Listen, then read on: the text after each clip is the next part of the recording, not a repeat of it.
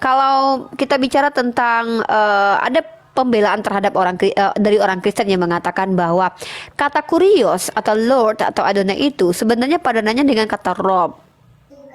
Itu ada juga tuh kita dengar seperti itu Gus Metik. Nah, Tuhan kalian kan juga dipanggil dengan Rob tuh. Masalahnya mereka nggak tahu ada kaidah yang disebut sebagai mudof dan mudof ilaih gitu kan. Nah itu nanti dalam Nahu Sorof lah itu. Maksudnya ketika kita bicara Rob, Allah Rob apa? Kalau Robbul Alamin ya Allah satu-satunya. Tapi kalau Rob yang seperti Fir'aun ya Robnya karena dia punya budak. Tapi Gus itu dijadikan pembelaan dari orang-orang Kristen yang mengatakan bahwa Kurios itu juga bisa dipanggilkan Tuhan. Kurang lebih seperti itu Gus. Tuh atau pencipta alam gitu. Seperti Adonai yang dipanggilkan oleh orang Israel atau Elohim. Nah, kurang lebih seperti itu. Ya nggak masalah sih. Makanya kan aku bilang bahwa Yesus itu Tuhan, iya, tapi dia bukan Allah. Maka kalau kita bawa di lain-lain juga ada Rob, iya, tapi Rob itu belum tentu Allah, tapi Allah pasti Rob. Gitu loh. Sama dengan Yesus itu Tuhan tapi bukan Allah. Karena apa? Allah pasti Tuhan, tapi Tuhan belum tentu Allah. Kalau di sini Iya. agak bingung, aku kasih analogi begini. Ken Arok itu pasti raja. Ya. Tapi yang raja kan bukan hanya Ken Arok kan? Benar. Nah, gitu. Jadi logika. Memang kalau gini kadang-kadang kita ngerti, tapi kita harus pandai itu ilmu mantik lah ya, kira-kira begitu. Iya, ilmu Sehingga mantik serius. bisa paham mereka. Kalau mereka memang juga kadang-kadang ada yang nakal ya. Sebetulnya mereka paham tapi pura-pura nggak paham, itu masalah tersendiri gitu. Jadi kalau dia bawa ke Rob nggak ada masalah. Karena apa? Allah itu pasti Rob, tapi Rob itu belum tentu Allah. Sedangkan kalau kita ngaji-ngaji tasawuf ya, apapun bisa kita jadikan Rob. Termasuk karir kita itu bisa kita jadikan Rob, dan itu dilarang kan? Misalkan kita mengagumi apa jabatan, seolah-olah jabatan itu kita jadi diperbudak oleh suatu jabatan, maka kita berusaha meraih apapun itu. Sorry, ada backlight ya. Ada double. Jelas? Oh, udah. Oke. Nah, jadi kita berusaha untuk meraih jabatan itu dengan cara apapun. Itu namanya dia sudah mentuhankan jabatan gitu. Ya, Jadi ya. kalau saudara kita Kristen memahami itu ya tidak ada masalah. Betul, Kunci betul. dasarnya itu bahwa Allah itu pasti ilah.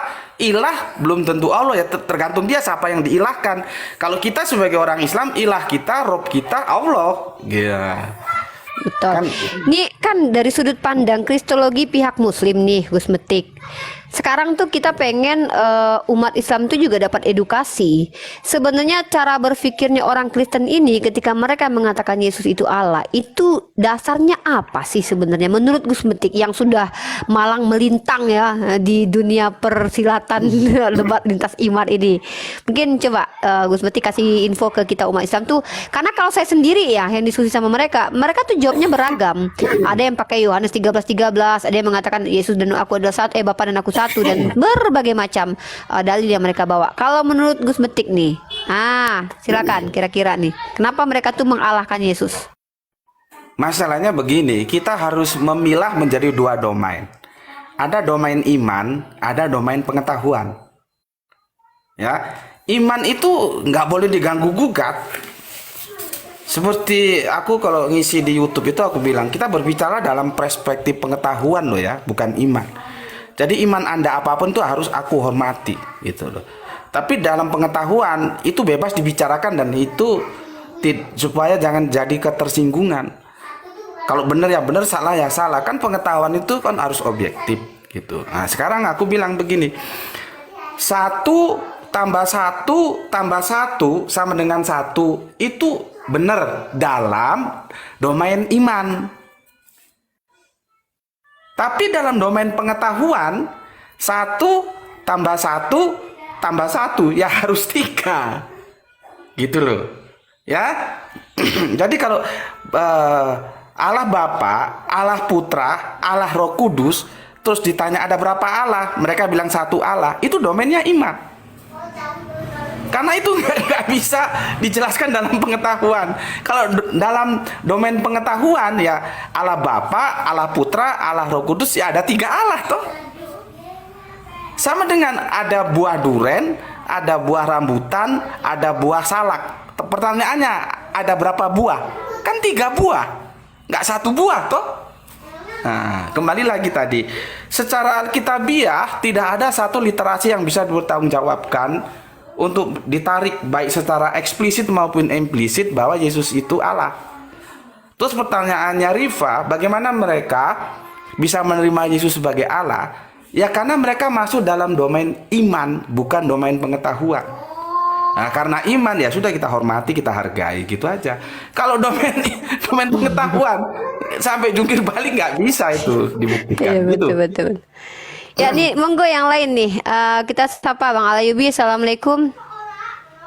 Assalamualaikum Bang Alayubi. Waalaikumsalam warahmatullahi wabarakatuh. Assalamualaikum Gus. Waalaikumsalam saudaraku. Muslim juga nih. Sahabat mualaf atau sahabat muslim nih. Assalamualaikum Bang Alwin. Keren nih. Gus Betik Monggo, sudah turun ke Bang TikTok, Alayubi keren nih. Iya, kalau udah turun yang senior kalau udah turun mah kita mah minggir-minggir aja, pinggir-pinggir aja kita mah yang junior mah. Oh jangan justru ke tengah, kita yang sudah senior tinggal lihat kalau jalannya sudah baik kita biarin, kalau nggak baik ya kita kasih masukan gitu loh. Allah. Justru kita ini di pinggir saja. Iya. Mungkin yang lain ada yang mau ngobrol sama Gus Betik dulu, mungkin Bang Alayubi, sahabat Muslim, Kang Dito, Bang Apokrif, Hermes, silakan. Silakan, monggo. Kenalan dulu dengan Gus Betik mungkin, silakan. Assalamualaikum Gus Mutik, salam kenal. Waalaikumsalam. Salam Ya, kenal balik. saya anak baru ini di sini, jangan digalakin. Ya dia mau Galaknya galak cinta loh ya, supaya rajin belajar maka harus digalakin gitu. Itu Rifa tahu lah. Kalau Gus seperti itu baik hati sebetulnya. Oke, mengenai kristologi ini ada yang mau saya tanyain. Waktu Maria Magdalena itu mau meminyaki jenazah Yesus, ini Maria Magdalena yang sama dengan yang pelacur atau bukan, Gus? Saya justru mau tanya, siapa yang mengatakan Maria Magdalena itu pelacur? Ya, dalam kitab mereka kan ada dibilang seperti itu kan tuh.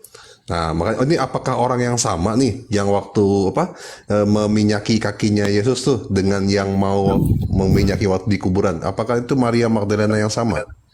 Pertanyaan saya kembali, apakah ada Maria Magdalena yang lain? Oke, ya. Anggaplah itu sama. Bukan dianggap. Ya. Aku kasih contoh ya. Abdul Qadir Jailani, ya. Ini kebiasaan orang-orang Semitik begitu. Entah itu Israel itu kan sama Arab kan satu ras itu, Semitik kan. Kebiasaan mereka begitu. Karena banyak nama yang sama, supaya nggak keliru itu dinisbahkan biasanya bin. Bin itu sampai 3. Misalkan Usama bin ini sampai 3, minimal 3, supaya tidak keliru dengan Usama yang lain. Itu bin ya. Oke, tapi biasanya ada yang nggak pakai bin, tapi pakai asal seperti Abdul Qadir, supaya nggak ketemu dengan Abdul Qadir yang lain, maka ditambahilah Syekh Abdul Qadir Jailani. Nah, Jailani itu asal dia di daerah Irak sana. Nanti ada Abdul Qadir yang lain tapi bukan Abdul Qadir Jailani. Itu ya. Nah, terus misalkan ada kiai kita, ulama kita yang tersohor dulu sebelum kemerdekaan, Al-Bantani, iya kan? Iya. Banten. Nah, itu sebagai identitas supaya orang tidak keliru. Nah, sekarang Maria Magdalena itu sudah jelas menunjukkan tempat. Magda itu berasal dari nama danau Magdala yang ada di daerah asalnya Maria. Nah, terus kalau ditanya apakah Maria Magdalena itu Maria Magdalena yang ini loh? Apa ada Maria Magdalena yang lain? Kan nggak ada. Karena dia sudah gini loh. Maria itu sudah diikat dengan Magdalena. Magdalena itu nama danau Magda yang ada di tempat asalnya Maria itu. Siap, mantap Gus. Tambahin dikit lagi ya, saya tambahin dikit sebentar. Di saat Salah. dia Aku nggak mau serius, kita guyon aja ya. betul. Ya kalau Gus Metik Saya pakai handset tambahin. aja. Lanjut Gus dikit, Metik suruh Gus. pakai handset aja biar enak dengarnya gitu. Iya, aku ini masih belajaran pakai gini-gini dibantu sama Imam sama Natali. Ini, aku sarankan kalian beli ini. Ini bagus ini. Antropologisnya bagus. Nah ini. Oh, Mariam. Diam. Di sini dijelaskan semua. Jadi di sini Bunda Maria itu sama penulisnya ini orang Yahudi nih, Leisten itu loh. Sebentar, tak pakai kacamata. Ini yang nulis juga orang Yahudi, tapi dia mukim di Amerika, dosen. Ini penulisnya Leslie Hazelton. Leslie Hazelton itu salah satu orang Yahudi yang agnostik. Dia juga menulis atau membuat karya terkait tentang baginda Rasulullah, dan dia membaca Al-Quran secara utuh dari terjemahan. Nah, salah satu wanita favorit aku selain Karen Armstrong tuh Leslie Hazelton. Keren dia tuh. Ya. Satu, berarti sekarang ada tiga, ada 4 wanita keren. Si Aku berarti siapa termasuk. ini? Leisten, siapa ini? Leslie Hazelton, Leslie. terus Karen Armstrong, terus Hadijah Natalia, terus ada Rifa Cahaya. Oh, Masya Allah. Ya, jadi dua wanita itu Gus termasuk punya background yang cukup luar biasa secara secara objektif. Mereka sangat objektif. Karen Armstrong adalah seorang penulis mantan wartawan, dan dia itu betul-betul objektif. Ketika aku baca buku tentang sejarah agama-agama ya dari Karen Armstrong, banyak buku dia yang sudah terbit. Salah satunya itu yang Leslie Hazelton ini aku lihat ketika dia coba mempresentasikan bagaimana pengalaman dia membaca Al-Quran.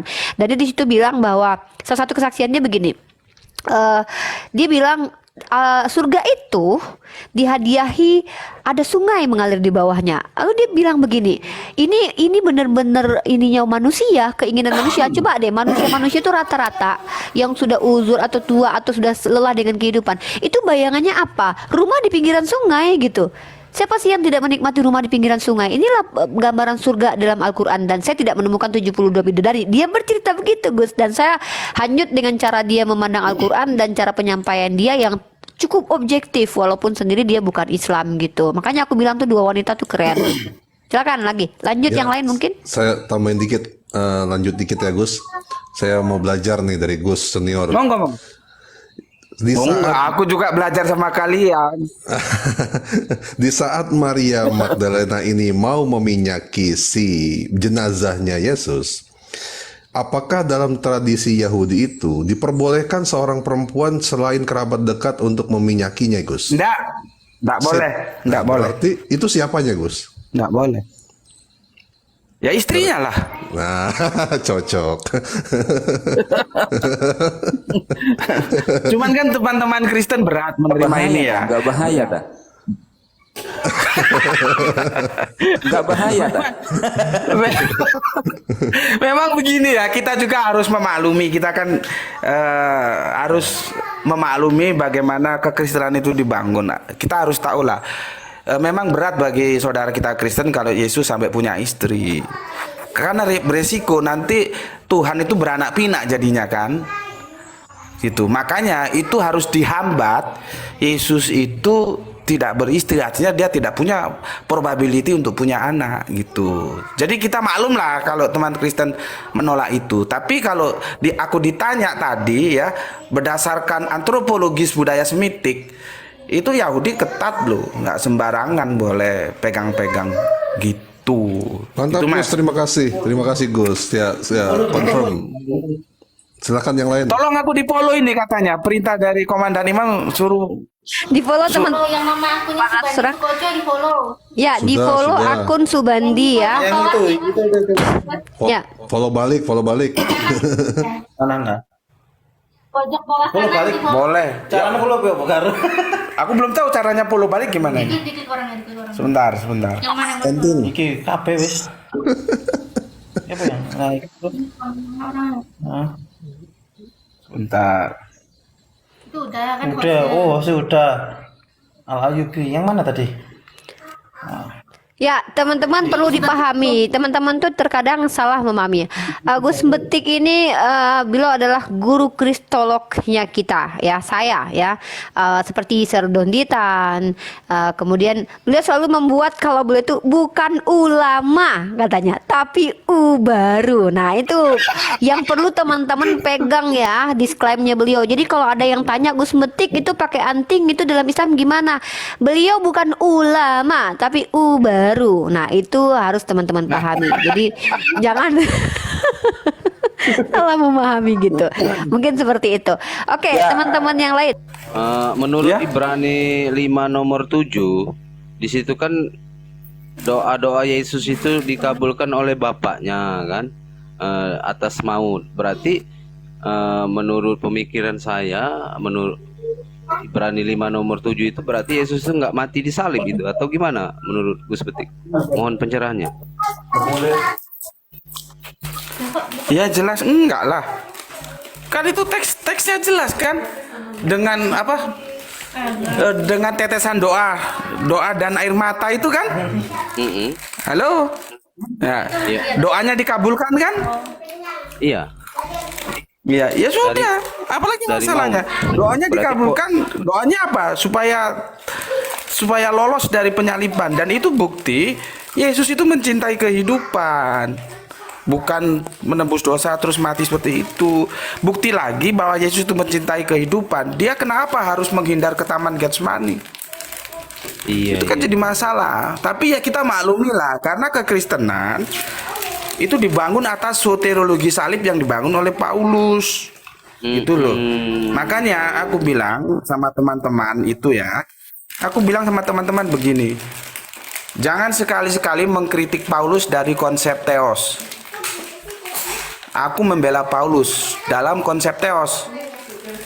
Kalau kamu menyerang Paulus dalam konsep theos, maka kamu harus berhadapan dengan Gus Betik. Gus Betik akan minta tunjukkan di mana Paulus mengatakan Yesus itu Allah. Nggak ada. Nggak ada. Yang ada Tuhan. Masalahnya ke tadi itu. Ngerti nggak orang-orang itu antara Tuhan dan Tuhan? Kita bisa lihat di 1 Korintus 8:6 itu kan, bagi mereka memang banyak Allah. Itu kata Paulus. Tapi bagi kita hanya satu Allah saja, yaitu Bapa, dan satu Tuhan saja, Yesus Kristus. Ini syahadatnya Paulus. Jadi jangan mengkritik Paulus dari segi teologi. Dia beres, teologinya beres. Dia Yahudi tengik loh itu. Yahudi tengik itu sama dengan Islam, namanya syirik. Syirik itu kejijikan gitu loh. Syirik itu menjijikkan. Makanya kan di Ten Commandment dikatakan, jangan adakan Allah lain di hadapanku. Aku adalah Allah yang cemburu gitu dah. Jadi jangan mengkritik Paulus dari konsep theos, karena konsep theos dia masih beres.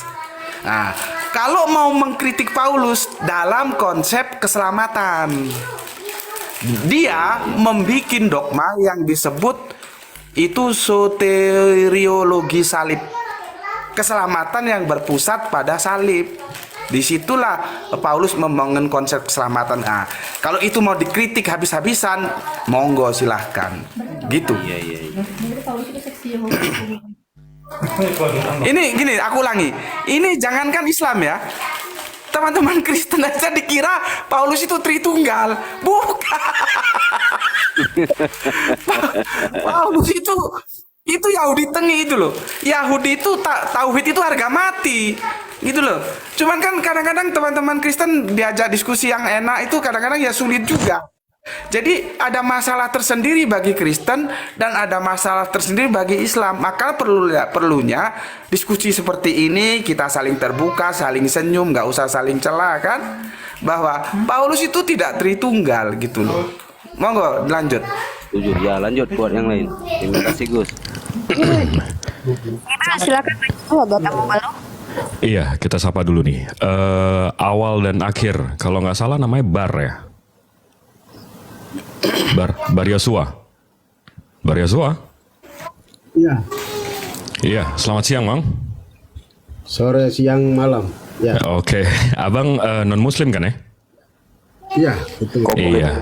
Iya, kita lagi ngobrol-ngobrol nih sama senior kita. Abang ada yang mau ditanyakan? Ada yang mau dibahas? Bang Bar Yosua? Begini, Bang Bar? Bang Jibril, sebelum Iya. beliau bertanya, Iya. mumpung sinyal saya lagi bagus, teman-teman ini yang nonton kan 500 orang nih. Ayo dong follow semua dong akun yang Gus Betik nih. Siap. Iya, di follow dong. Bang Yosua, silakan. Bar Yosua. Pak siapa tadi yang menjelaskan bahwa Yesus itu satu-satunya Tuhan, ya kan? Terus Oke. satu-satunya Allah Bapa. 1 Korintus pasal 8 ayat 6 Pak, itu yang dikutip oleh Gus Betik. Ada pernyataan dan pertanyaan terkait ayat ini, monggo. Ya. Jadi yang Paulus sebenarnya tidak salah sih. Tidak salah. Dan soal ketauhid keesaan Allah itu sudah final. Jadi Tritunggal itu bukan berbicara masalah 3 Allah, 3 Tuhan. Satu. Enggak Ki, menang yang menang kono. Jadi satu Allah itu ya Berarti aku kurang Bapa, Putra, Roh Kudus. Ya itu. Kita bisa melihat dalam 3 realita konkret. Ya, Bapa mengutus anak, anak mengutus Roh Kudus. Itu sudah jelas semua. Jadi itu bukan berarti Sinyalnya 3, sepertinya bermasalah ya. bukan 3 Allah tetapi 1. Silakan Pak. Ini ada problem ya, ada warna merah nih. Pertanyaan awal dan akhir ini terkait tentang ketuhanan dan kealahan. Tadi sedikit saya tangkap pernyataan Bang Awal dan akhir. Yesus itu sudah final secara keesaan karena secara realitas konkret dia ada 3, Bapak mengutus anak. Nah, maksud saya di sini pertanyaannya kepada Gus Betik atau apa itu yang bisa disampaikan biar dijawab. Kalau itu kan pernyataan tuh bahwa Anda mengklaim bahwa Trinitas itu final, kemudian dengan segala macam yang Anda jelaskan tadi. Atau Gus Betik sudah menangkap belum kira-kira Ya, begini. argumen dari Bang Awal akhir? Saya ulang ya, kayaknya signal tadi. Oke, diulangi ya. Silakan Ya, diulangi. jadi tadi yang 1 Korintus. Jadi kita memiliki Allah yang Esa, ya kan? Terus Tuhan satu. Nah, jadi dalam hal ini Bapa mengutus anak, anak mengutus Roh Kudus. Nah, seperti ini, mereka ini bukan berarti 3, tetapi 3 realita konkret yang hadir. Aduh, sayang sinyalnya ya. Iya. Signalnya ini aduh. Ya, lanjut Bang, nanti kita simpulin. Maksudnya saya akan bantu untuk menjelasin. Iya, Lalu jadi begini, pertanyaannya apa? masalah Paulus memang mereka itu soal keesaan Allah Putus-putus dengernya. mereka sangat apa? Enggak sinyalnya kita itu dong. Gini Bang Awal dan akhir, mungkin saya ambil alih dulu sebelum ke Gus Betik nih, karena Gus Betik kan nih. Jadi begini Bang, Gus Betik di sini membela Paulus dari tuduhan umat Islam yang bahkan Kristen sekalipun yang menuduh kalau Paulus mengajarkan Trinitas Bang. Ya, jadi Anda ketika mengatakan bahwa Trinitas itu adalah Echad tadi atau Esa tadi, itu justru salah karena Paulus tidak pernah mengajarkan Trinitas. Oke, mungkin itu yang perlu ditanggapi Bang Awal dan akhir. Bisa Anda membela Paulus sama seperti Gus Betik yang meluruskan fitnahan terhadap Paulus yang mengatakan dia mengajarkan Trinitas baik Islam ataupun Kristen, atau Anda mau menuduh Paulus mengajarkan Trinitas. Monggo, itu yang akan kita diskusikan. Silakan. Ya justru Paulus yang mengajarkan. Bapa, Putra, dan Roh Kudus itu Paulus yang mengajarkan surat-suratnya.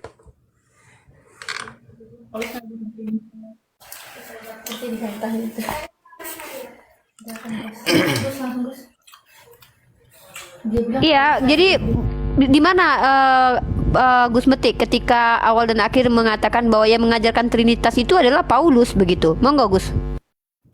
Ya itu kan pernyataan. Orang menyatakan kan bisa saja, tapi kan kita perlu data dong. Literasinya di mana?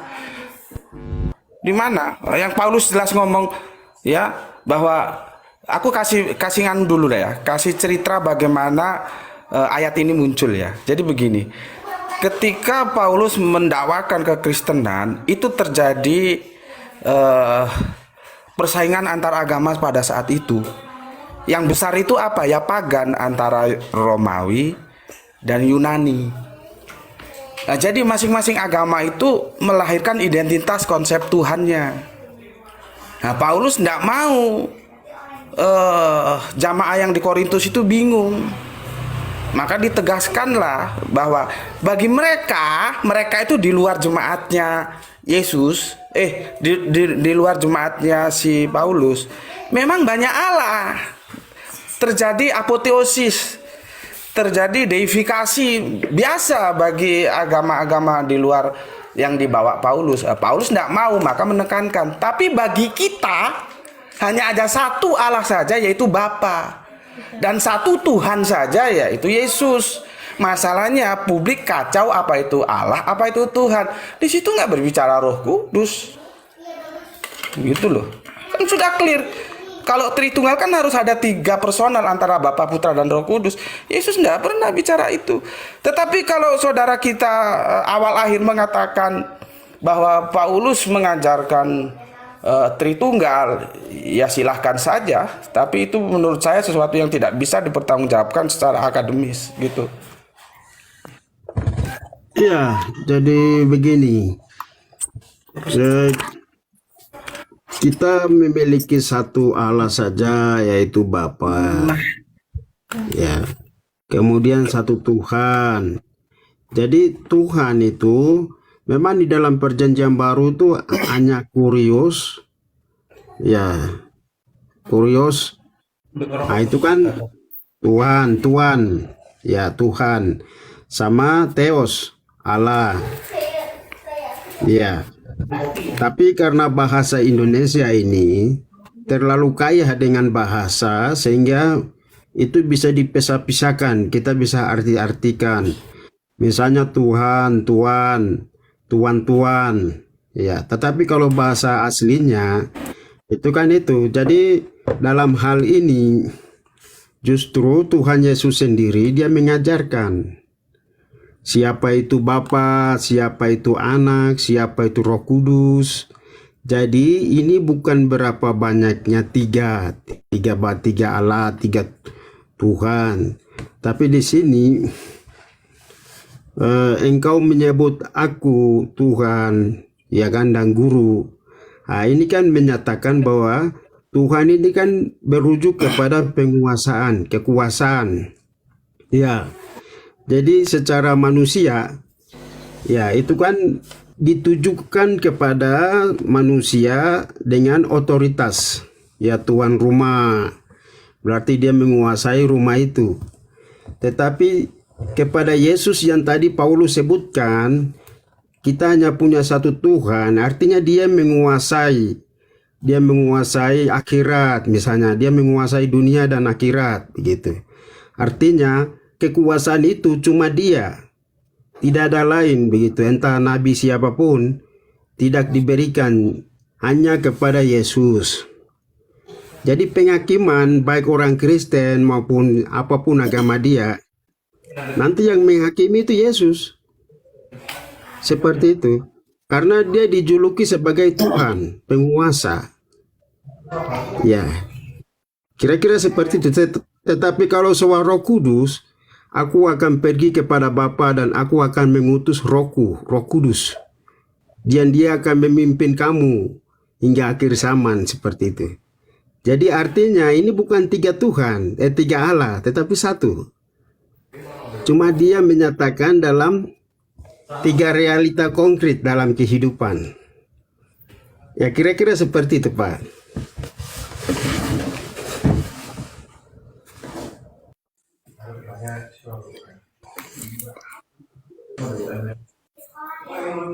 Ya, monggo Gus, mungkin mau ditanggapi? Oke. Masalah Yesus mau jadi apapun itu tidak ada masalah. Kalau Mas kita ini ngikuti dari awal diskusi kita kan, Gus berarti nggak keberatan Yesus itu disebut Tuhan. Tapi dia kan nggak pernah disebut Allah di situ aja. Jadi itu lebih konkret ya. Nggak usah lari kemana-mana yang menguasai akhirat lah, menguasai inilah itu. Saya nggak ada masalah. Yesus Tuhan iya, tapi dia tidak pernah disebut sebagai Allah. Itu harus digarisbawahi. Karena apa? Kalau kita kan konteks itu berawal dari teks-teksnya begitu. Nggak ada Paulus bilang Yesus itu Allah. Mau dicari kemanapun nggak ada. Dan tadi itu yang dikutip itu kan Yohanes 13:13. Engkau menyebut aku guru dan Tuhan. Nggak ada masalah disebut Tuhan. Nanti kalau dibuka di ND, ya terjemahan ND, engkau menyebut aku guru dan Tuhan. Nah, nggak ada masalah. Kalau kita mau buka referensi sebentar ya. Sebentar. Assalamualaikum. Halo, nanti telepon ya. Aku lagi podcast. Nanti telepon aku ya. Aku lagi podcast. Ya, oke, nanti. Oke. Kalau kita mau buka Bible Arab, ini aku punya Bible Arab nih, ya. Sebentar, aku tunjukkan. Ini ya.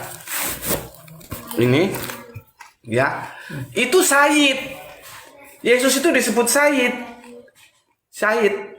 Jadi kalau engkau guru dan benar kata bahwa aku adalah guru dan Tuhan. Di sini guru itu diterjemah Tuhan itu Sayyid di sini. Nah, sekarang tanya sama orang ngerti bahasa Arab, apakah Sayyid itu bisa bikin langit dan bumi? Kan enggak bisa, gitu loh. Jadi itu korban terjemahan aja. Jadi kalau tapi aku nggak oke lah, nggak ada masalah mau disebut bahwa aku adalah guru dan Tuhan, karena aku nggak ada masalah Yesus disebut Tuhan, gitu loh. Jadi simpel aja kan penjelasannya. Tuhan dalam makna kurios ya, atau dalam Adonai ya, gitu tidak problem ya. Adonai. Karena kesalahpahaman antara kata Tuhan yang didistorsi ini kemudian terdistorsi kemudian ya, sudut pandang yang salah. Atau gini, lebih simpel lagi kita buka Bible ya, yang terjemahan bahasa Inggris. Yesus itu tidak bisa dan tidak pernah masuk level God. Dia Lot, gitu loh. Levelnya Lot, terus mau dibilang apa? Faktanya begitu. Jadi untuk saudaraku Kristen, aku nggak keberatan Yesus disebut Tuhan, gitu loh. Tapi bukan Allah, gitu. Monggo silakan. Jadi begini Pak. Kalau soal Allah, sebelum ke menanggapi lagi, seperti yang disampaikan Gus Betik ya, kalau cuman dogma atau imani itu adalah urusan masing-masing, tidak perlu kita perdebatkan ya. Tapi kita kalau diskusi itu tentu kita membahas literasi, datanya di mana, karena kita berusaha seakademis mungkin. Mungkin Bang Alden Akhir bisa menunjukkan kepada kita bahwa Yesus itu pernah dikatakan God, mungkin silakan. iya, jadi Pakai data. di sini kalau kita mau lihat data banyak sekali. Jadi Waduh, ini klaimnya Dalam datanya banyak sekali. perjanjian Silakan baru- Bang, tunjukkan Bang datanya Bang. iya, jadi begini. Dia kan menyatakan di sini. Bahkan iblis pun juga berkata, jika engkau anak Allah. Kemudian kenapa Yesus diserahkan untuk dibunuh? Karena dia menyatakan bahwa dirinya sebagai anak Allah. Jadi orang Yahudi kalau berkata bahwa Yesus itu anak Allah, itu menyamakan diri seperti Allah, seperti itu ya. Sehingga mereka bilang apa? Ini dia sudah bersaksi sendiri. Itu. Apakah engkau anak Allah? Ya itulah seperti yang kamu katakan itu. Jadi namanya kitab Injil, kalau kita lihat soal anak Allah, ya kan? Jadi asumsi Allah. Abang karena dia Yahudi, dia menyebut itu berarti dia Allah sendiri gitu. Itu asumsi Bang. Datanya yang Abang bilang datanya banyak banget tuh di mana Bang? Ya itu tadi saya kalau kita mau merujuk Itu asumsi pemikiran Yahudi Bang. Itu asumsi. Datanya mana? Bang? Yohanes 1:34 ada juga di situ. Yohanes 1 ayat 12. Lukas 22 ayat 70. Lukas 20 ayat 36, banyak sekali ini. Apa di situ Kalau dia bilang mau Bang? baca boleh Lukas 4 ayat 41. Silakan bacakan Bang. Berapa? Ya. 100 orang ada. Follower berapa tadi? Jadi Yohanes 11 ayat 20. Silakan dibacakan, Bang. Jadi di situ Ya, tidak pernah kalau tidak pernah Tuhan Yesus. dibacakan Pak awal akhir, Iya, datanya ini banyak dibacakan, sekali. Pak. Banyak sekali kalau Banyak saya mau katanya, baca. banyak katanya Bang Jibril. Iya, coba tolong dibacakan, Ya. Bang. Abangku ganteng. Ya sebelum Bang Awal ini membacakan datanya, teman-teman yang di bawah ada 600 orang, bantu di follow akunnya Gus Betik ya, di sebelah saya, sebelah kanan Romo Iromo ini teman-teman ya. Beliau nih guru saya, beliau nih.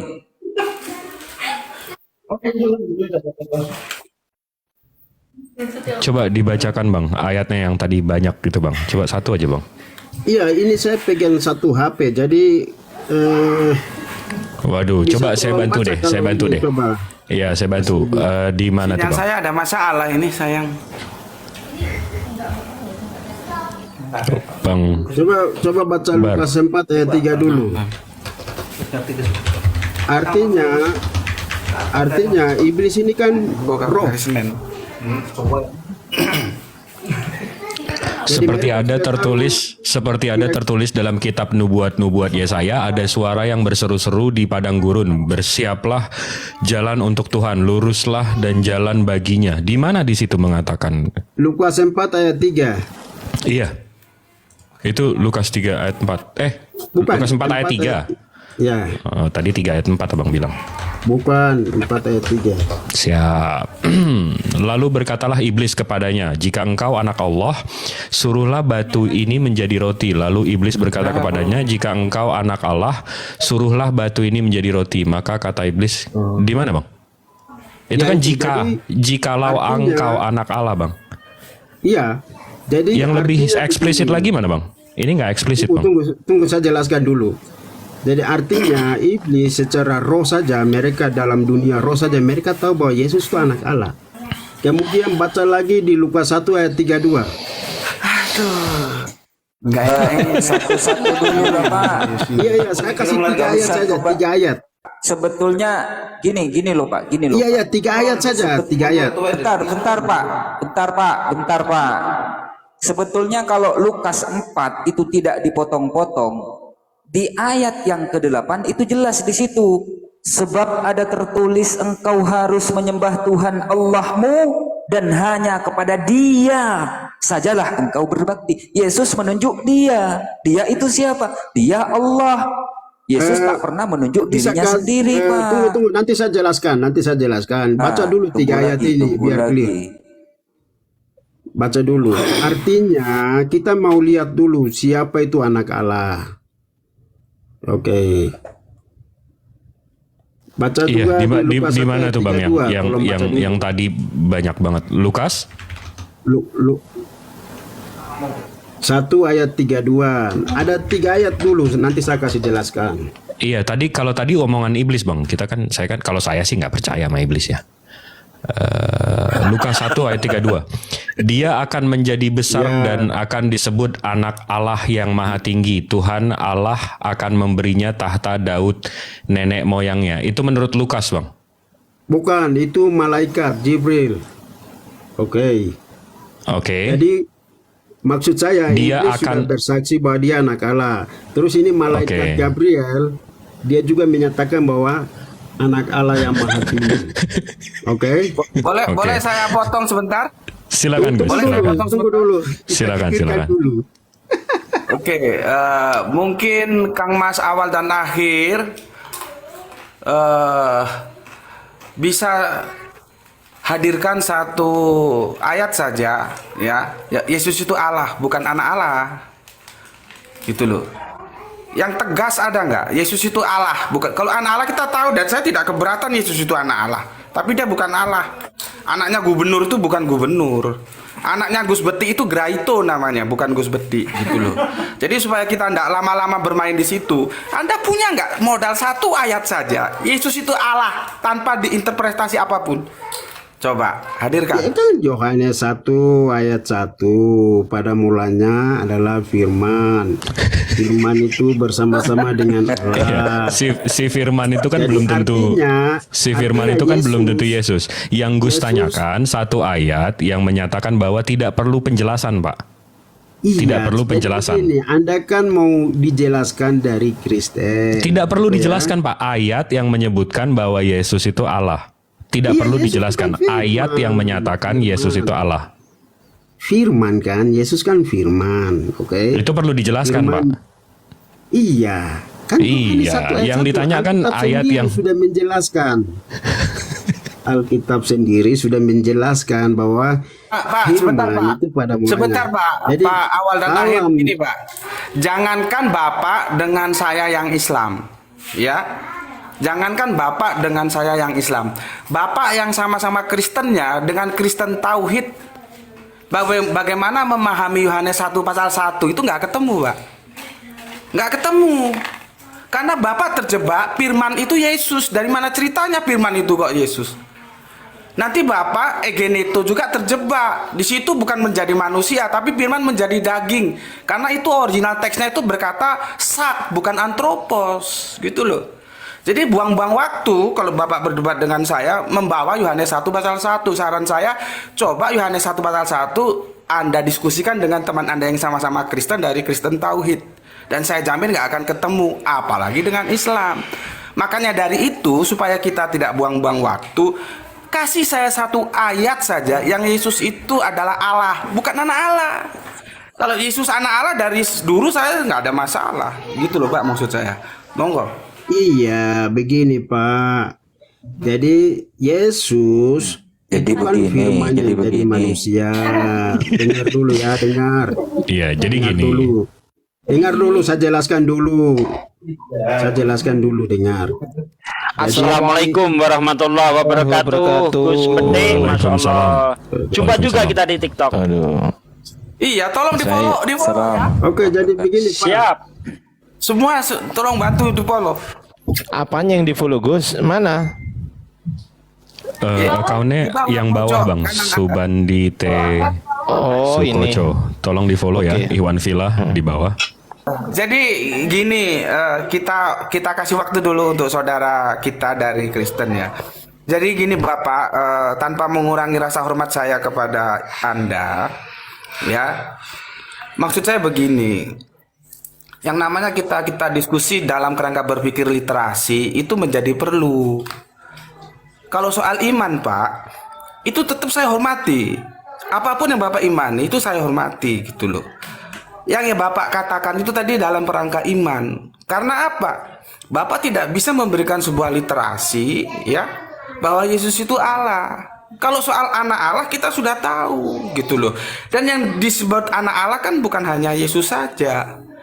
Israel itu juga disebut anak Allah gitu loh. Tapi kan dalam bingkai berpikir Israel, anak Allah itu jelas bukan Allah gitu loh Pak. Gitu. Tapi sekali lagi Pak, tolong saya hormati Bapak dalam bingkai keimanan ya monggo silakan gitu Pak ya supaya diskusi kita enak, jadi persaudaraan di antara kita juga tetap jalan. Saya tidak mau habis diskusi kita musuhan, saya tidak mau tuh. Lebih baik saya diam kalau gitu.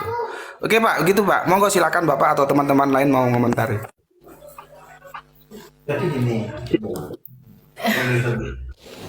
Jadi gini. Kita musuh-musuhan.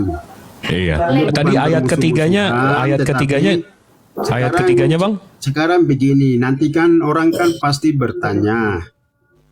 Orang kan pasti bertanya di dalam kitab Bible. Masa kok di dalam kitab Injil ada anak Allah, ada Roh Kudus, ada Bapa? Loh, ini apa sih? Kan pasti kan ada yang bertanya tentang iman Kristen. Kok bisa kok Allah kok banyak sekali? Ada Kristus, ada Mesias, ada Raja. Sehingga kenapa ini harus menjadi edukasi yang baik? Jadi kalau kita berbicara Yesus itu sebagai Allah, ya sebenarnya yang Allah itu sebagai firman. Jadi Allah itu kan Allah ini kan hakikatnya, hakikat kealahannya itu dia memiliki Bapa, firman dan roh. Ya, jadi Bapa yang disembah oleh orang Kristen itu memiliki firman dan roh. Jadi dia hidup. Sehingga kalau dikatakan bahwa Yesus itu adalah kalamullah, kalam Allah yang menjadi manusia, yang mengambil kodrat manusia. Untuk apa? Untuk karya penyelamatan. Seperti itu. Jadi saya rasa ini tidak susah sih. Gus Teman-teman udah siapin bodrex di situ, sepertinya Gus. bisa paham soal itu. Oke, saya komentari sedikit ya. Silakan, Sebenarnya Ustaz. kalau saya lihat di dalam Bible, anak Allah ini kalau ditimbang ini jumlahnya bertonton, saking banyaknya. Kalau ditimbang, karena seperti kalau kita lihat di dalam Yohanes 8 ayat 41, apa kata orang-orang ahli Taurat, orang Farisi kepada Yesus? Kami tidak dilahirkan dari zina. Bapak kami satu, yaitu Allah.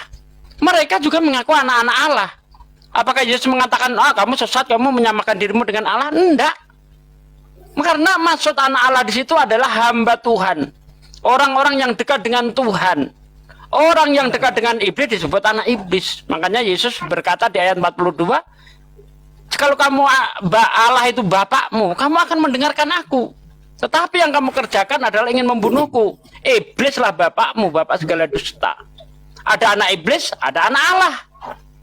Ya, anak iblis adalah orang-orang yang durjana, orang-orang yang durhaka.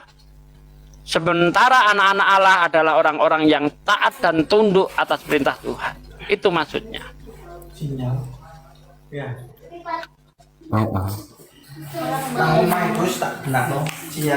Ngono gaya apa? Gaya idiom ya? Jadi kalau kita mau bedakan soal anak-anak Allah, Sinyalnya jelek, soalnya diem tok. ini disebut anak Allah yang tunggal. Jadi kita harus bedakan di situ anak Allah yang tunggal sama anak-anak Allah. Itu beda. Jadi kalau anak Allah yang tunggal itu anak Beda, dan Pak. sebenarnya Sebentar, begini Pak. Pak. Maaf, saya jelaskan dulu. Sebentar, Pak. Saya jelaskan dulu, Pak. Nanti Bapak tanggapi ya. Jadi kita harus bedakan di situ. Yesus itu disebut anak Allah yang tunggal. Jadi Yesus ini menurut tadi Pak Kiai gak siapa ini? Saya lupa namanya. Jadi Yesus ini kan disebut sebagai anak Allah yang tunggal, itu merujuk kepada firman kalam. Jadi seperti itu ya. Jadi Kenapa pakai sebenarnya tidak salah. Kenapa pakai kalam deh, Pak? Iya, kan kalam itu kan firman, sama saja sih, sama saja. Ya. Iya, Gus, kalau mau ditanggapi soal perbedaan anak Allah dengan anak-anak Allah. Anak Allah yang tunggal. Jadi Yesus itu disebut Begini, anak Allah yang ya. tunggal. Jadi begini. Pertama- Yesus diutus dulu, lalu dilahirkan. Saya atau Jadi, siapa ini? Udah dong, gantian dong. Silakan, Gus.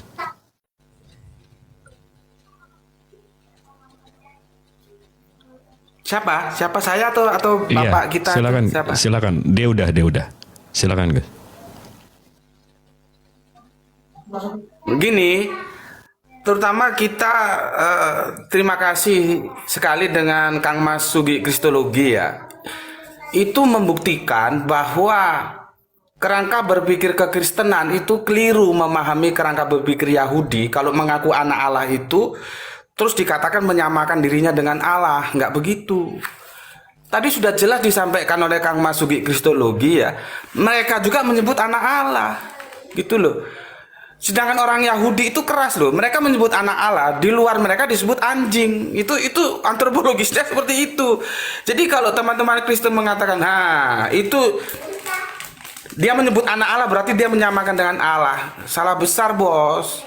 Karena apa yang dibacakan ayat tadi oleh Kang Mas Sugi Kristologi itu jelas mengatakan bahwa orang-orang Yahudi Israel itu juga mengaku sebagai anak Allah, gitu loh ya. Itu yang pertama. Yang kedua,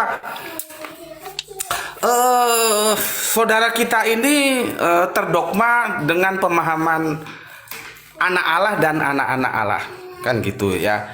Coba buka, aku nggak tahu apakah itu di Matius atau di Lukas ya, itu Adam juga itu disebut anak Allah, bukan disebut anak-anak Allah. Jadi apa bedanya? Nggak ada bedanya. Maka dari itu Bapak, supaya kita tidak kehilangan waktu, hadirkan saja satu ayat bahwa Yesus itu Allah. Kalau itu ada, Bapak benar. Kalau itu nggak ada, berarti Bapak kan ngawur, nggak taat terhadap. Bapak punya Alkitab, tidak Bapak taati, Bapak mentaati dogma dari gereja, itu masalahnya. Seperti kita tahu ya, ketika Yesus tanya, ya, menurut mereka siapa aku ini? Dijawab oleh para murid, ya, ada yang mengatakan nabi yang akan datang, ada yang mengatakan Mesias, ada yang mengatakan ini itu. Yesus nggak puas. Terus menurut katamu, kalau katamu aku ini siapa? Dijawab dengan jelas sama Petrus, engkau adalah Mesias anak Allah. Dan itu diiyakan sama Yesus bahwa Bapakku yang di surga juga mengatakan begitu. Petrus mengatakan Mesias anak Allah, bukan Mesias Allah. Beda Pak, Mesias Allah dengan Mesias anak Allah, gitu loh. Makanya sekali lagi aku bilang, apapun iman Bapak, dalam konteks iman itu aku hormati. Jadi Bapak mengatakan Yesus itu Allah, itu dalam konteks iman, bukan dalam konteks pengetahuan. Kalau dalam konteks pengetahuan, Bapak tidak bisa membuktikan. Bapak hanya bermain-main di antara kata Allah dan anak Allah, dan itu sudah selesai kita jelaskan. Kira-kira begitu, Pak. Oke, saya baca di ayat Iya, ya, saya baca di Pak. Alkitab. Iya, tolong Saya baca di Alkitab. ayatnya Pak. Ini tagihannya udah datang udah 3 kali nih ya. Pak. Udah ditagih 3 kali nih Pak. Ayat yang menjelaskan bahwa Yesus itu Allah. Silakan Pak. Ya, jadi begini. Nanti saya jelaskan ke situ. Jadi di dalam Galatia pasal 4 ayat 6 saya bacakan ya. Allah telah menyuruh roh anaknya ke dalam hati kita. Jadi, loh kok Allah kok bisa mengutus roh anaknya? Roh Kudus. Nah, di situ itu satu poin. Terus ini kata Paulus ini. Terus Galatia 4 ayat 4. Allah mengutus anaknya yang lahir dari seorang perempuan. Jadi Allah mengutus dulu, baru dilahirkan. Jadi yang disebut dengan utusan Yesus, itu sebenarnya dia diutus dari roh sana. Allah sebagai Allah firman. Jadi roh, firman, Bapa, itu mereka itu adalah satu hakikat. Jadi nanti saya minta supaya teman-teman muslim Bang coba Alfa, baca Galatia Bang 4, Alfa, Bang Alfa, ayat Bang Alfa, 4 sampai 6 Bang Alfa, Bang Alfa, supaya paham dulu Bang di situ. Alfa Terus yang ganteng, masalah abangku Yesus yang adalah baik, Allah. Bang. Kita baca di Yesaya pasal 9 ayat 6. La haula wala quwata illa billah. Hari Bang, coba baca Bang. di Yesaya 9 ayat 6. abangku ganteng, Bang. Bang, abang dengar nggak pertanyaannya Bang? Saya lagi jelaskan ini, aduh. Iya, Jangan tapi kita potong nggak dulu. perlu penjelaskan ayat Iya, yang saya menjelaskan ini. La haula wala Coba quwata. nanti baru Anda ini. Saya lagi jelaskan, jangan putus-putuskan ini, konsentrasi. Iya, kemana-mana Bang. Iya, saya jelaskan dulu siapa itu anak, siapa itu Roh Kudus. Ini Galatia pasal 4 ayat 4 sampai 6 itu nanti coba simak di situ. Loh kok di situ ada anak Allah, kok di situ roh anaknya. Loh, ini kok seperti pribadi. Di situ jadi kita mengerti dulu konsep dulu. Kalau saya tidak jelaskan ini, nanti teman-teman muslim ini tidak akan paham terus. Terus ya, di sini Allah mengutus anaknya yang lahir dari seorang perempuan. Itu siapa? Terus Allah telah menyuruh roh anaknya ke dalam hati kita. Itu siapa? Nah, terus Allah Bapa itu tadi siapa? Kemudian kalau kita berbicara tentang Yesus anak Allah yang tunggal, itu berbicara kepada firman yang nuzul jadi manusia. Itu di dalam Yesaya pasal 9 ayat 6. Itu orang-orang Israel itu sudah tahu. Ya. Dan Tuhan Yesus berkata bahwa firman ini sudah digenapi hari ini, dan orang Yahudi itu mereka mengejar dia. Mereka mau lempari dengan batu. Karena apa? Dia mau menyamakan diri seperti Allah. Seperti itu. Jadi saya kira kalau kita mau selidiki kebenaran firman semua itu sudah clear sekali sebenarnya, tidak ada masalah. Pak, Ya, Pak. seorang anak telah lahir untuk kita, seorang putra telah diberikan untuk kita. Lambang pemerintahan ada di atas bahunya. Loh, saudaraku, itu nubuat yang Bapak baca itu untuk anaknya Raja Hizkia. Sampean ini gimana sih? Ya, sekarang Raja Hizkia ini anaknya itu apakah pemerintahnya kekal sampai sekarang? Itu pertanyaannya, apakah dia disebut Allah perkasa? Nah, Hizkia itu artinya Allah yang perkasa. Bapak ini gimana sih? Hizkia itu artinya Allah yang perkasa. Iya. Anda paham nggak? Sekarang Bahkan di ini situ, kan Pak. Bentar, sedikit-sedikit. kepada Saya ke Anda anaknya. kasih, Pak. Bentar, saya kasih tahu bentar. Ini kan Ya, kepada Anda udah panjang anaknya. tadi ngomong. Anda udah panjang tadi ngomong, gantian ngomong, Pak ya. Di situ sangat yang jelas sekarang- dikatakan seorang anak telah lahir. Telah itu sudah terjadi atau belum sih? Ya, di situ yang anak, yang putra. Pak, Putra saya telah tanya, diberikan. telah itu sudah terjadi atau belum terjadi? Jadi, Tolong dijawab dong. iya, saya mau Saya jelaskan telah di sini. makan Anda artinya baca saya di belum dalam- makan gitu, Pak. Anda Saya telah makan artinya saya belum makan. Saya telah pulang berarti saya belum pulang, gitu.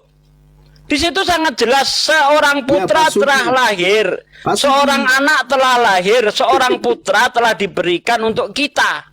Kata telah artinya sudah Pak Sugi. terjadi. Gitu loh. Anda ini saya kok mau jelaskan, Pak kemana-mana. Sugi. Bukan Pak Sugi, dengar ya. Jadi itu di dalam Alkitab Perjanjian Lama itu, di situ kalau kita baca di teks aslinya, seorang putra telah diberikan dan seorang anak akan dilahirkan. Itu teks aslinya. Anda ngawur di sini.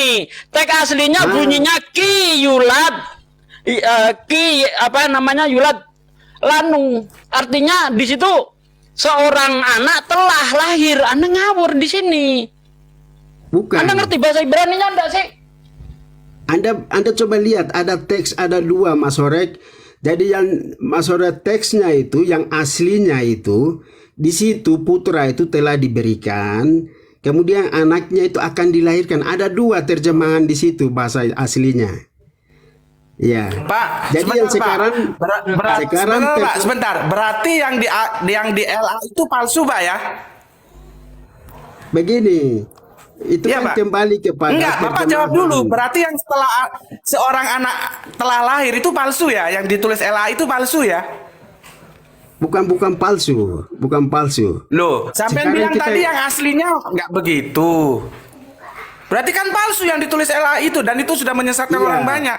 Kenapa Bapak LAI. tidak memberikan laporan kepada LAI supaya dibenarkan, gitu loh? Sebenarnya banyak, tapi itu kan dia akan perbaharui terus berhubung dengan masa, sesuai dengan kaidah bahasa. Jadi soal itu tidak masalah, tetapi yang sekarang saya mau bahas Loh, di Pak, sini. Pak, sebentar, Pak. Jangan dikit-dikit tidak masalah. Yesus bilang, kalau engkau tidak setia terhadap perkara-perkara kecil, engkau tidak akan setia terhadap perkara-perkara besar. Itu tadi yang dipermasalahkan oleh Mas Sugi adalah keterangan tempus delicti. Bapak tahu artinya tempus delicti? Keterangan waktu. Itu jelas kata itu telah lahir. Sedangkan Kanjeng Nabi Isa atau Yesus itu berapa abad kemudian baru lahir. 7 abad. Itu loh maksudnya. 7 abad baru lahir dia. Ini gini, bunyi ayatnya kan begini. Ki yaled yulat lanu. Ya, jadi jelas sekali di situ seorang anak telah lahir. Ya. Beniktan lanu. Seorang putra telah diberikan, is given. Apa ini is given nih? Telah diberikan. Ini bahasa Ibrani-nya jelas loh. Ini kalau di dalam bahasa Arab ini namanya ada fi'il mahdi. Sudah terjadi, ini bukan fi'il mudhari kalau dalam bahasa Arab. Ya kan? Seorang anak telah lahir, seorang putra telah diberikan. Lah kok bisa larinya ke Yesus? Ini gimana ceritanya? Bahkan kalau Anda lihat di dalam Yesaya 1 ayat 1, penglihatan Yesaya bin Amos, ya, yang dilihatnya pada zaman Uzia, Yotam, Ahaz, Hizkia dan raja-raja Yehuda. Pada zaman, di situ ada kata pada zaman. Ini di garis bawah ini. Penglihatan yang telah dilihat Yesaya bin Amos pada zaman Uzia, Yotam, Ahaz,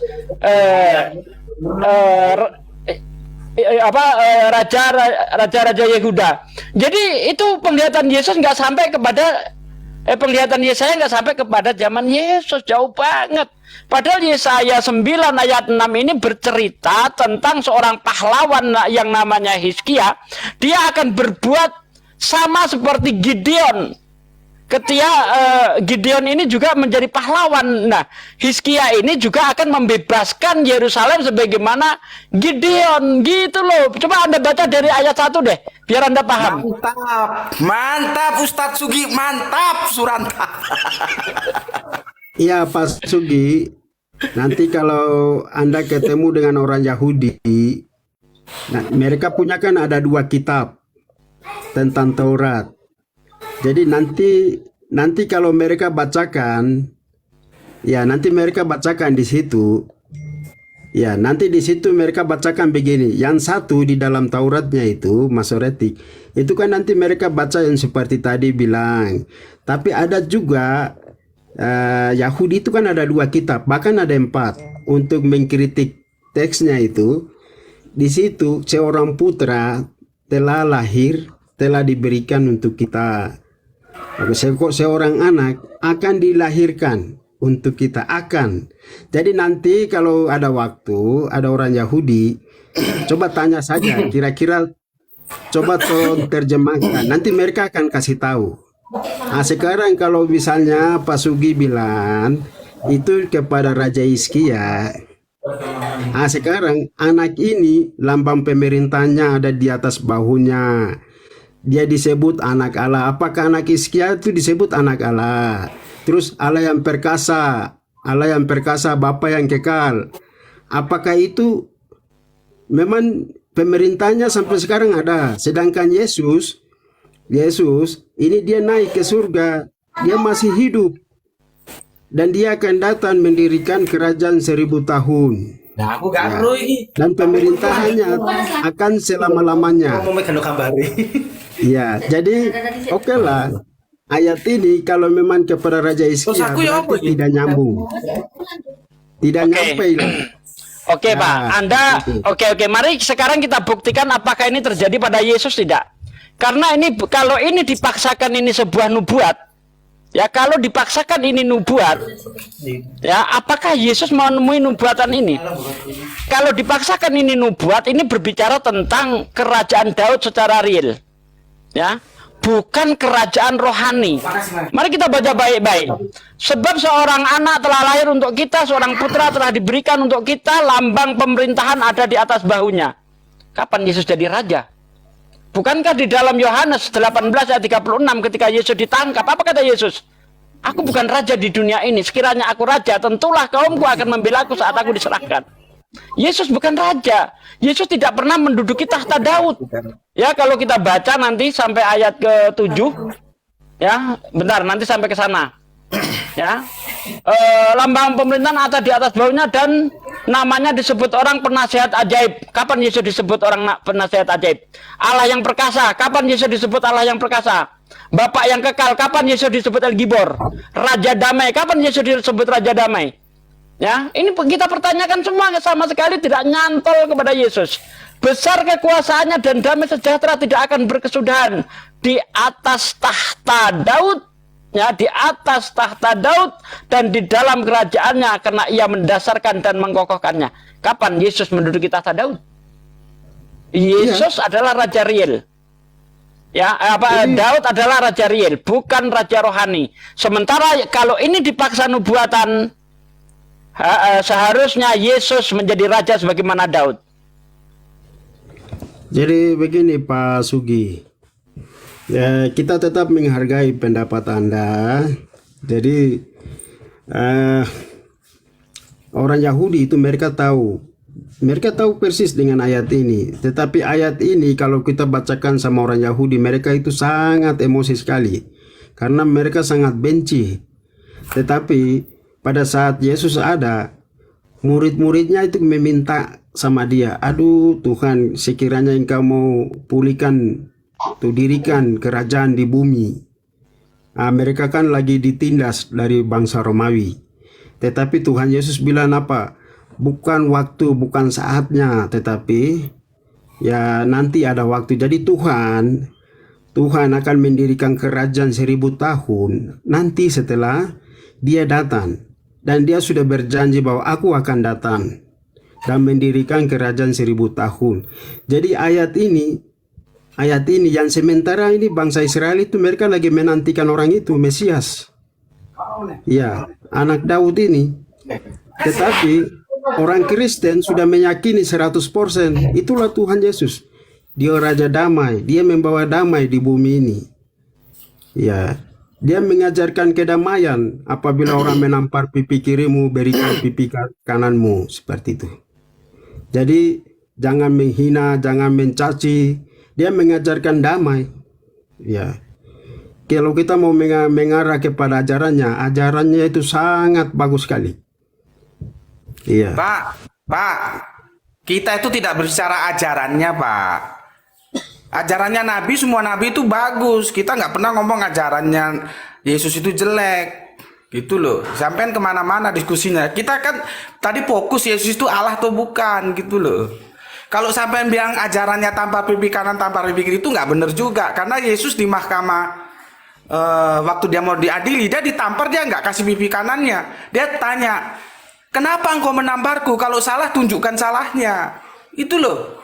Jadi itu kalimat tampar pipi kanan, kasih pipi kiri itu harus dikoreksi gitu, Pak.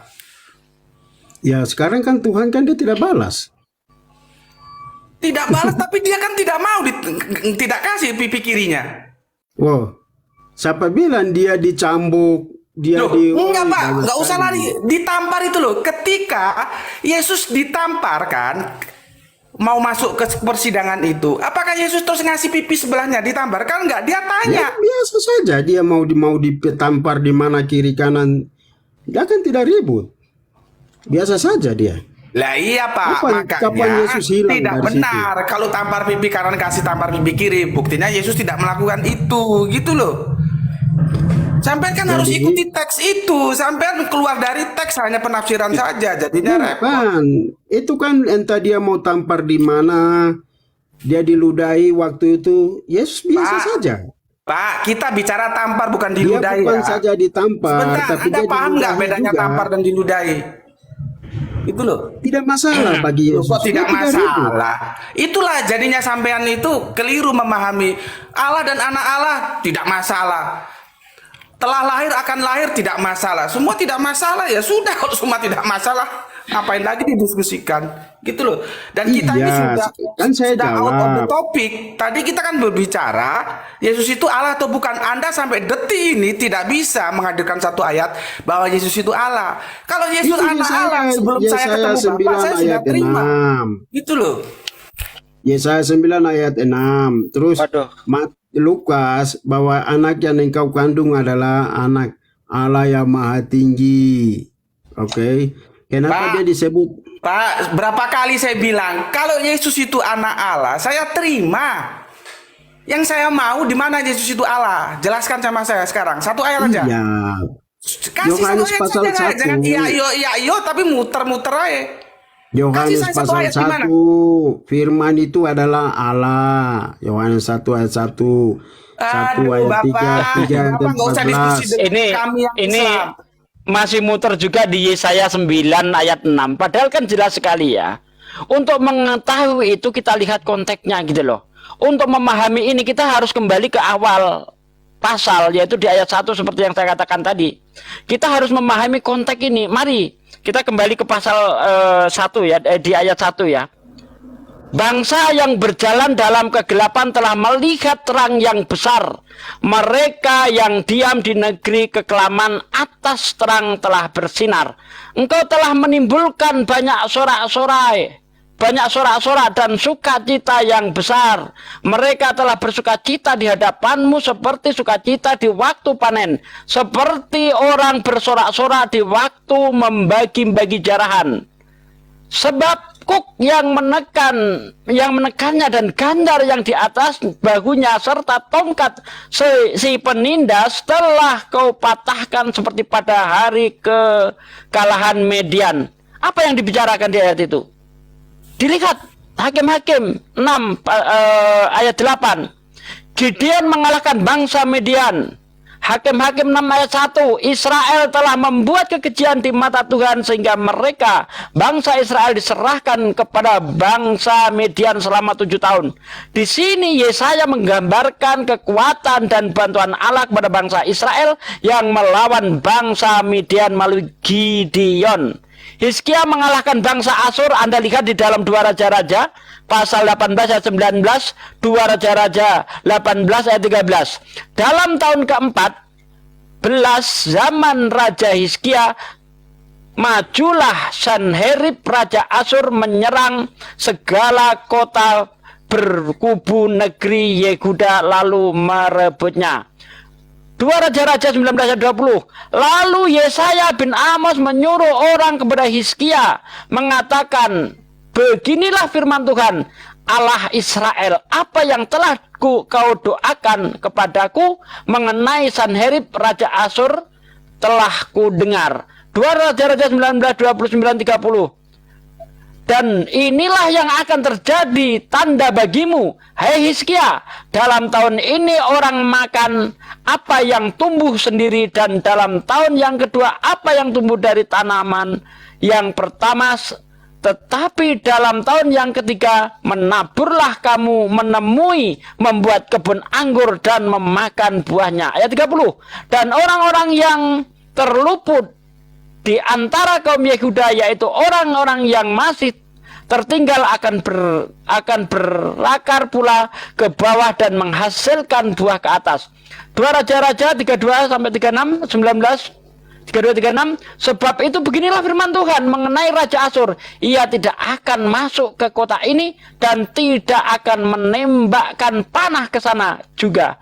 Ia tidak akan mendatanginya dengan perisai dan tidak akan menimbun tanah menjadi tembok untuk mengepungnya. Melalui jalan dari mana ia datang, ia akan pulang. Tetapi ke kota ini ia tidak akan masuk. Demikianlah firman Tuhan. Dan aku akan memegari kota ini untuk menyelamatkannya oleh karena aku dan oleh karena Daud hambaku. Maka pada malam itu keluarlah malaikat Tuhan, lalu dibunuhnyalah 185.000 orang di dalam perkemahan Asyur. Keesokan harinya pagi-pagi tampak semuanya bangkai orang-orang mati belaka. Sebab itu berangkatlah Sanherib Raja Asyur dan pulang lalu tinggal di Niniwe. Nah ini, jadi apa yang dilakukan Hizkia itu sama seperti yang dilakukan oleh Gideon.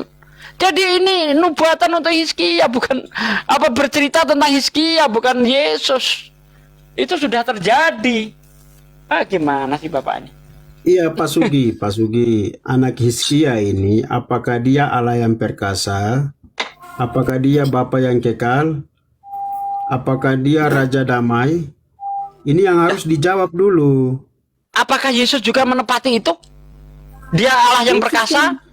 Kapan ada orang menyebut Yesus Allah perkasa? Di mana?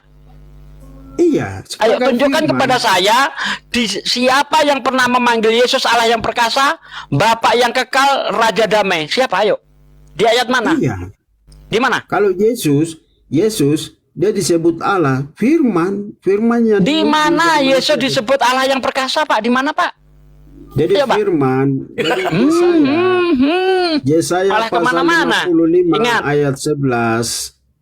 Yesaya 55 ayat 11. Kok Yesaya 55 di perjanjian baru? Ya, di perjanjian baru di mana Yesus itu disebut ya Allah yang perkasa, Bapa yang kekal, Raja Damai. Nih, karena di sini dikatakan dan namanya disebutkan orang, penasehat ajaib, Allah yang perkasa, Bapa yang kekal, Raja Damai. Siapakah di perjanjian baru yang pernah menyebut Yesus seperti ini? Silakan. Iya. Jadi Yesaya pasal 55 ayat 11 nanti Pak Sugi baca situ. Ya, firmanku yang kuutus dia tidak akan kembali dengan sia-sia. Dia akan melaksanakan apa yang kuperintahkan kepadanya. Jadi firman yang diutus itu dia setelah melaksanakan semua kehendak Tuhan di bumi, dia kembali untuk Nggak apa? terjawab lagi nih. Tunggu dulu Pak Sugi, kita jawab dulu. Dia kembali menyediakan tempat bagi orang-orang pengikut-pengikutnya. Jangan Dia akan muter-muter deh kembali Pak, untuk langsung mendirikan ditunjuk ayat saja kerajaan di mana bumi. Yesus dipanggil Allah yang perkasa, Bapa Saya yang lagi kekal, jawab, Pak Raja Sugi. damai. Di Saya lagi mana? jawab Pak Sugi. Tenang ya Pak Sugi, kita lagi jawab. Ayatnya Pak, saya nggak perlu muter-muter Pak, langsung ini ayat. Udah Ya enak kan gitu loh. Bapak kan tadi baca panjang-panjang saya akan dengar. Ini kan saya mau jawab. Jadi Pak Sugi harus tahu di sini aku akan pergi dan aku akan kembali. Dia akan datang mendirikan kerajaan di bumi. Kerajaannya itu kekal sampai selama-lamanya, tidak akan berkesudahan. Dia disebut Allah. Karena apa? Firman Allah jadi manusia. Firman kalam. Firman itu bersama-sama dengan Allah. Kenapa dia disebut dengan Bapa? Karena firman roh itu bersama dengan Bapa, kekal mereka. Firman kekal, Roh Kudus kekal, Bapa itu kekal. Kalau Anda mau samakan ayat ini kepada manusia, tidak akan kena. Apalagi kepada Hizkia, tidak akan kena. Tetapi Yesus, dia sudah bangkit. Dia sudah naik ke surga. Dia tidak mati lagi. Gak terjawab juga ternyata. Kan dia akan datang ke sini, ke dunia. Dia akan mendirikan Panjang lebar tapi nggak kerajaannya. jawab Pak. Anda cuma muter-muter. Coba Anda sebutkan di mana Yesus disebut Allah yang perkasa, Bapa yang kekal, Raja damai. Di mana itu? Iya, di mana? Iya, Jangan muter-muter. Ini loh ayatnya Yohanes sekian. Tuh bukti Yesus disebut, "Hai Raja yang kekal. Hai El Gibor." Di mana seperti itu? Karena Iya di kan, situ dia dikatakan dia akan disebut. Akan disebut, Pak. Berarti ada pengucapan di situ. Dia akan Iya. disebut. Ya. Iya, Siapa yang kan menyebut Yesus Allah yang perkasa? Siapa? Yesus kan masuk ke dalam Yerusalem.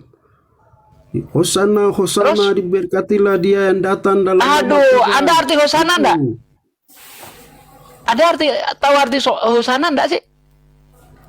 Ya.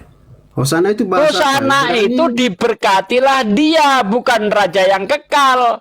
Kalau dia diberkati Iya. berarti dia bukan raja yang kekal, Pak. Dia yang datang dalam nama Tuhan, Yotevave. Oke. Jadi Aduh, parah. dia ini kan penggenapan. Jadi Raja Daud saja berkata, duduklah di sebelah kananku sampai ku buat musuh-musuhmu menjadi tumpuan kakimu. Itu. Ya. Duduklah Pernah Tuhan. Yesus jadi raja sebagaimana Daud? Pernah. Iya, kan Yesus dia pernah jadi raja duduk sebagaimana kepada Daud. Tuhan Yesus. Karena kalau kita lihat ayat 7, Pak, nih ya, di atas tahta Daud. Daud raja surga atau raja dunia? Iya. Dia kan tahta Daud. Nah ya, Dia akan di atas mendirikan tahta kerajaan Daud di dan bumi. di dalam kerajaannya. Apakah Daud ini raja surga atau raja dunia? Pak, nanti dia dalam kitab Daniel juga sudah jelas. Dalam kitab Wahyu, Injil menjelaskan bahwa dia akan datang dengan beribu-ribu orang kudusnya, orang pilihannya. Mereka akan mendirikan Justru kalau saya lihat kitab Daniel 29 ayat 25 semenjak firman itu keluar, Yerusalem akan dipulihkan. Yesus melina apa di Yerusalem? Apa yang dipulihkan Yesus coba? Nggak berbuat apa-apa, justru Yesus mati terkutuk di situ, dihajar sama tentara Romawi. Apa yang dipulihkan oleh Yesus? Semenjak firman itu keluar, Yerusalem akan dipulihkan. Apa yang dipulihkan oleh Yesus? Apakah orang Yahudi kembali taat kepada Tuhan? Enggak juga. Apakah Yahudi terbebas dari penjajahan Romawi? Enggak juga. Apa yang dipulihkan? Enggak ada. Apa? Israel itu sudah ada dalam nubuatan. Ya, apa yang Jadi dipulihkan mereka akan ketika Yesus di Yerusalem? Apa yang diperbuat Yesus sehingga Israel itu tentram, terbebas dari penjajahan Roma? Apa yang dilakukan? Iya, nanti suatu saat Romanya Yesus- udah nggak ada, Pak. Apa yang dipulihkan sekarang? Aduh, Pak Sugi. Apa yang dipulihkan? Ada apa? nubuatannya Pak Sugi, ada nubuatan. Mereka akan dipersatukan dari seluruh penjuru bumi. Sekarang mereka sudah bersatu di Israel. Sekarang sudah mendirikan sudah mendirikan negara. Itu ada nubuatan. Yang muliin siapa? Yang muliin Dan Yesus. Yang muliin terakhir, Yesus. nanti mereka akan bertobat. Mereka akan Nah, menerima pertanyaan Mesias. saya, apakah yang memulihkan Ada Yesus? juga. Semua sudah ada nubuatan. Padahal di ayat itu dikatakan semenjak firman itu keluar, Yerusalem akan dipulihkan. Sekarang apa yang dipulihkan ketika Yesus ada di sana selama kurang lebih 33 tahun? Apa? Apa yang dilakukan Yesus? Secara rohani, apa? Apakah bangsa Israel kembali taat kepada Tuhan? Tidak, malah Yesus dihajar sama mereka. Secara real, apakah Yesus mampu mengusir penjajah Romawi? Enggak juga. Apa coba? Keberhasilan Yesus di Yerusalem itu apa? Ayolah, tunjuk ke saya. Ya, Pak Sugi, saya jelaskan, Anda bisa diam dulu kah? Ya, jadi begini Pak Sugi.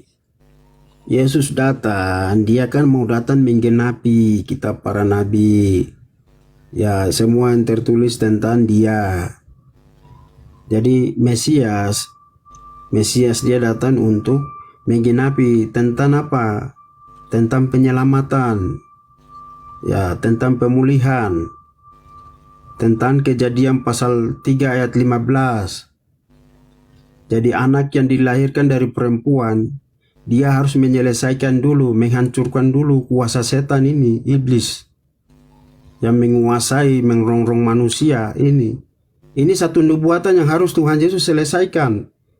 Dan ini bukan nyata. Ya, jadi kalau kita mau berbicara tentang Tuhan, berbicara tentang Allah, itu metafisik. Ya, sedangkan Anda berbicara secara yang fisik. Fisik itu nanti, dan Tuhan Yesus berjanji bahwa aku akan kembali, akan mendirikan kerajaan di bumi. Di situ baru bangsa Israel itu akan dipulihkan. Mereka akan meratapi Mesias mereka. Itu sudah ada nubuatan semua. Pak. Jadi dia harus menggenapi sampai dulu harus dihentikan, Pak. Pak. Kitab-kitab para nabi yang menulis tentang Yesus. Ngawur sampai itu. Pergi Begitu, muter-muter nggak karu-karuan. Cuman ditanya satu aja kok. Di mana teks Yesus itu adalah Allah. Mau Yesus nanti datang dengan 1000 malaikat, 2000, nggak ada masalah, silakan Ya saja. itu Yesaya 9 ayat 6. Aduh. Ada dikatakan di situ Yesus Allah. Coba Bapak baca. Ada nggak? Kalau Bapak saja tidak taat terhadap Alkitab Bapak, bagaimana Bapak akan Iya, terselamatkan? sekarang apakah Hizkia itu cocok disebut Allah? Itu yang Anda harus jawab. Hizkia itu artinya Allah yang perkasa, Pak. Hizkia itu artinya Allah yang perkasa dalam bahasa Ibrani. Anda ini gimana sih? Ngerti enggak sih? Apakah dia Bapa yang kekal? Lah emang Yesus Bapak yang kekal? Hah? Aduh, kacau ini orang. Coba, Anda dari tadi saya minta di mana ada orang menyebut Yesus itu Allah yang perkasa, Kang, Bapak aku yang sholat kekal, maghrib, Kang. Raja damai. Yesus Kang, aku yang permisi sholat firman. maghrib sih. Oh iya, Yesus monggo.